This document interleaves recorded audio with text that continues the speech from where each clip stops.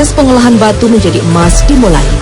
Bongkahan batu yang telah kami ambil harus ditumbuk sampai halus agar mendapatkan hasil maksimal. Penumbukan batu ini berlangsung di rental gelondongan. Sebagian besar gurandil tidak memiliki peralatan mesin gelondong. Mereka menggunakan jasa rental gelondong dengan membayar Rp20.000. Selain membayar sewa rental, jika mereka menambang di lubang milik perorangan, hasil yang didapatkan harus dibagi dengan pemilik tambang. Perbandingannya 60% untuk pemilik dan 40% untuk para penambang. Jika tumbukan batu sudah lembut, kini saatnya untuk digelondong. Penggelondongan berlangsung di dalam tabung besi. Satu tabung besi berisikan 1 karung hasil tumbukan batu. Ini selain dicampur air, dicampur apa lagi, Kang? Paling itu apa? Kalau saya biasa pakai sih paling air, terus batunya, telurnya besi itu tadi, sama itu air raksa. Air raksa. Air raksa itu yang merkuri itu ya? Yang merkuri itu. Rental gelondongan nyaris tak pernah sepi. Ia terus beroperasi selama 24 jam karena jasanya sangat dibutuhkan para gurandil di Kampung Pabangbon. Jika sudah hancur menjadi lumpur, bahan emas dalam gelondongan disaring hingga mendapatkan lumpur yang mengandung biji emas. Lumpur disaring menggunakan kain parasit agar biji emas tidak ada yang larut bersama air buangan limbah.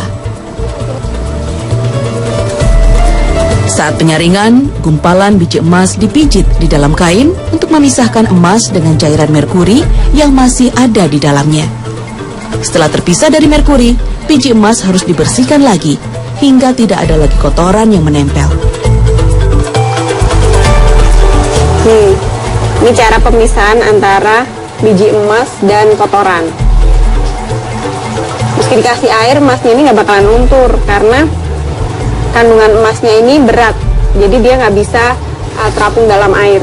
Yang bisa terapung dan hilang hanyalah kotoran-kotoran yang terkandung dalam emas ini. Ini ya Pak ya? Walau harga emas di pasaran sangat mahal, pendapatan para gurandil ternyata tidak menentu. Pendapatan mereka ditentukan dari faktor keberuntungan. Jika sedang bernasib baik, batu yang mereka ambil bisa menghasilkan emas.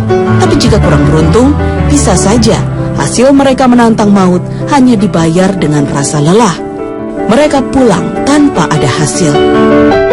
Ini adalah biji emas yang udah bersih dari kotoran.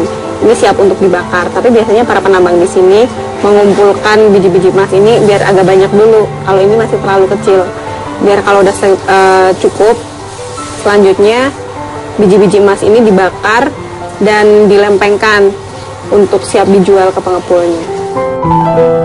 Kali ini kami kurang beruntung. Dari 15 tabung gelondong hanya menghasilkan 2 gram emas saja. Hasil olahan emas kini siap dijual. Butiran emas dibawa ke pengepul yang biasa disebut gebosan. Sebagian gurandil membawa emasnya dalam bentuk lempeng batangan. Tapi bagi mereka yang tidak memiliki alat pembakar, gurandil membakarnya di tempat gembosan. Tentu saja mereka masih harus membayar lagi untuk ongkos pembakarannya. Butiran emas dibakar dalam kuali kecil. Agar dapat meleleh sempurna, pembakaran dicampur serbuk yang mereka sebut pijer atau boraks. Proses pembakaran biasanya hanya memakan waktu 15 menit. Usai dibakar, kini masuk ke proses pelempengan emas. Proses ini menjadi proses akhir perjuangan para gurandil dalam mengolah biji emas. Butiran emas ditempa hingga membentuk lempengan. Penempaan harus pas. Jika terlalu tipis, lempeng emas akan mudah pecah. Kini saatnya penentuan. Berapa hasil yang didapatkan setelah proses panjang pengolahan biji emas berlangsung.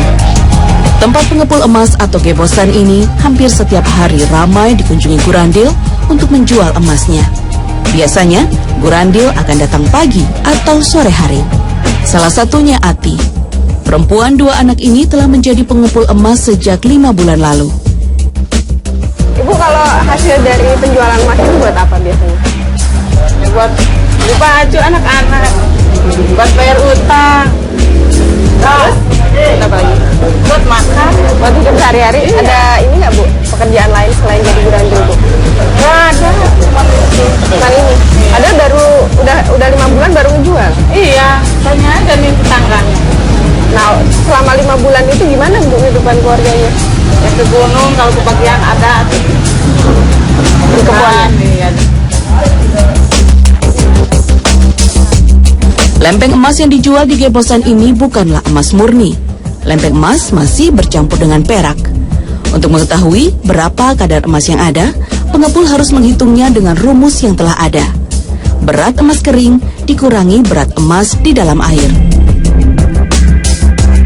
Jika ia sudah tahu hasilnya, ada panduan buku kimia yang memberikan patokan persentase kadar emas yang terkandung. Terus ini jadi totalnya emas punya si Ibu ini berapa Pak? 672.000 Bu. Oh lumayan banyak Bu.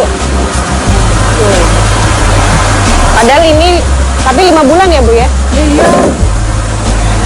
Lumayan banyak tapi hasilnya. Lumayan juga upaya lutang juga nggak cukup.